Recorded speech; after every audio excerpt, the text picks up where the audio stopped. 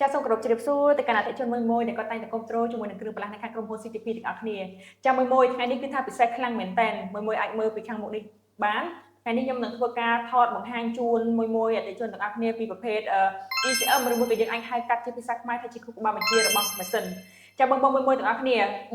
មួយក៏តែងតែដឹងថានៅខាង CTP គឺយើងជំនាញទៅលើខាងផ្នែកប្រព័ន្ធភ្លើងបេកូនជ្រូកច្រើនខ្លាំងមែនតើជាពិសេសថ្ងៃនេះផងដែរយើងនឹងធ្វើការថតបង្ហាញជាមួយនឹងប្រភេទគ្រូក្បាលបញ្ជាម៉ាស៊ីនដែលខ្ញុំនឹងធ្វើការបង្ហាញជូនបងតាម model នីមួយៗអញ្ចឹងបងអាចមកត្រួតពិនិត្យជាមួយនឹងខ្ញុំបានទាំងអស់គ្នាបងចាំបងមួយទាំងអស់គ្នាហើយឥឡូវនេះខ្ញុំនឹងធ្វើការបង្ហាញជូននៅការស្ដាប់ដៃរបស់ខ្ញុំនេះអានេះគឺជាប្រភេទ ECM ដែលយើងអាចហៅកាត់ជាភាសាខ្មែរថាជាគ្រូក្បាលបញ្ជាម៉ាស៊ីនណាសម្រាប់គ្រូក្បាលបញ្ជាម៉ាស៊ីននេះផងដែរគឺយើងបំពាក់ទៅលើ SK Cat 320D ឬមួយក៏បងអាចបំពាក់ទៅលើ SK Model Cat 320D GC បានដូចគ្នាដែលយើងបំពាក់ទៅលើម៉ាស៊ីន C4 C6.4 និង C6.6 អញ្ចឹងសម្រាប់បងដែលគាត់ត្រូវការអាចទៅមកបានណាហើយតិចទៀតនេះយើងបង្ហាញជូន model មួយនេះអូនលើកបង្ហាញ model មួយទៀតមកចាំបងមួយហើយសម្រាប់នៅលើដៃនេះផងដែរនេះគឺជាប្រភេទគ្រូក្បាលបញ្ជាម៉ាស៊ីនដូចគ្នាចាដែលយើងបំពាក់ទៅលើ SK model Dusan ដែលយើងបំពាក់ទៅលើ model ចា DX 300CL ហើយយើងបំពាក់ទៅលើម៉ាស៊ីន Dusan ដូចគ្នាដែលយើងបំពាក់ទៅលើម៉ាស៊ីនចា D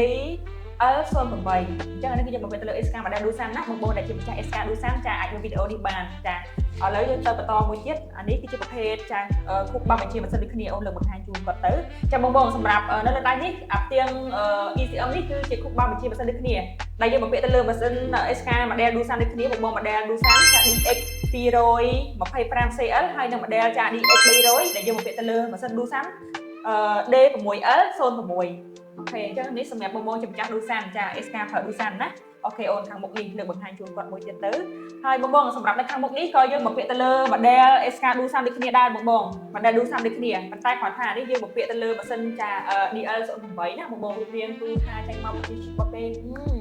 អែហ្មងបងអូខេអញ្ចឹងយើងបន្តមកជាមួយនឹងពេលបង្ហាញគាត់ប្រជុំពីរទៅយើងបន្តមកតំណែងមួយទៀតដើម្បីបង្ហាញជូនទៅកាន់អតិថិជនមួយ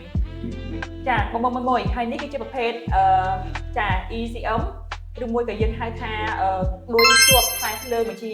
គ្រូក្បាលម៉ាស៊ីនដូចគ្នាដែលយើងបំពាក់ទៅលើ SK model Cat 320D ឬមួយក៏បងអាចបំពាក់ទៅលើ model SK 320D GC ក៏បានដែរបងដែលយើងបំពាក់ទៅលើម៉ាស៊ីន C6.4 ហើយនិង C6.6 ខាងមុខខ្ញុំនេះណាចាអូខេអូនបន្តទៅជាមួយនឹងមុខទៀតទៅអូខេបងហើយសម្រាប់ខាងមុខនេះគឺយើងមានជាមួយនឹងអូខេបង្ហាញជាមួយនឹងខ្សែមកមួយផងអានេះគឺយើងខ្សែរបស់គេមកឈុតតាមបែបនេះតែម្ដងណាបងគឺខ្សែគឺទូចាហើយសម្រាប់ឈុតនេះគឺយើងហៅថាជាប្រភេទ ECM ដូចគ្នាដែរបងក៏សម្រាប់ដតជួបជាមួយនឹងគ្រូក្បាលបញ្ជាម៉ាស៊ីន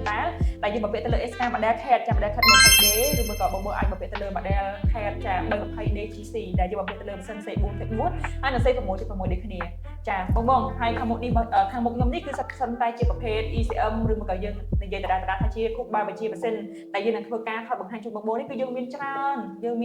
ម៉ាស៊ីនទៀតអញ្ចឹងគាត់ថាវីដេអូនេះគឺយើងសូមបង្ហាញជូនបងទ្រូត្រឹមតែប៉ុណ្្នេះសិនដោយសារតែយើងមានច្រើនដូចបងឃើញចេះតែ space របស់យើងមិនអាចដាក់មកបង្ហាញតែក្នុងវីដេអូនេះមួយបង្ហាញជូនគ្រប់ម៉ាស៊ីនដែរបងដោយសារតែយើងមានច្រើនអញ្ចឹងសម្រាប់អតិថិជនមួយដែលគាត់មានតម្រូវការជាមួយនឹងប្រភេទ ECM ឬមួយក៏ជាគ្រូក្បាលបញ្ជាម៉ាស៊ីនដែលខ្ញុំកំពុងតែធ្វើការថតបង្ហាញជូនបងតាម model ដែលខ្ញុំរៀបរាប់ប្រាប់ខាងលើនេះបងអាចធ្វើការទំនាក់ទំនងមកតាមរយៈ Facebook Page ឬមួយក៏តាក់ទងមកតាម Telegram ឬមួយក៏តាក់ទងមកតាមទូរស័ព្ទដែលផ្ដល់បានដែរបងចាអរគុណច្រើនបង